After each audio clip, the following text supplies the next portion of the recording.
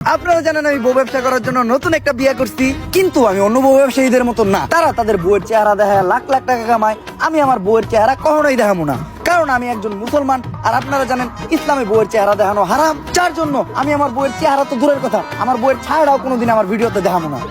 গত ব্লগে বলছিলাম আমার বউয়ের চেহারা তো দূরের কথা, আমার বউয়ের ছায়াটাও কাউরে দেখাবো না, কিন্তু ওই ভিডিওতে ভিউ হয় নাই, শুধু আমার বউ ছিল না দেখা, যার জন্য এই ভিডিওতে আমি আমার বউরে নিয়ে আসছি। আর আমার বউরে দেখতেই পারতেছেন পর্দা কইরা আছে, ও খুবই দিনদার মানুষ, টিকটক করে তাও পর্দা কইরা, যার জন্য আপনারা কেউ আবার ওর চেহারা দেখতে চান না। আপনারা যতই চান আমি ওর চেহারা কাউরে দেখাবো না। আসলে গাইস, আপনারা আমার গত ব্লগে বারবার কমেন্ট করতেছেন ভাবির চেহারা দেখতে চাই, ভাবির চেহারা দেখতে চাই।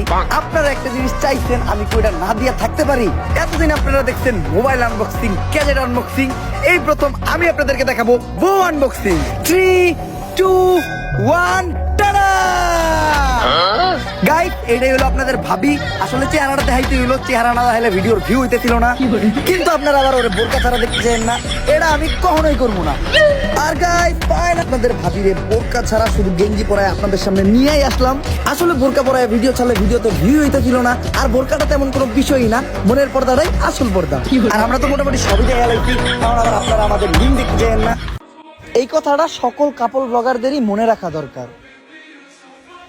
ইসলাম কিন্তু ব্যবসাকে হালাল করছে, বউ ব্যবসাকে না।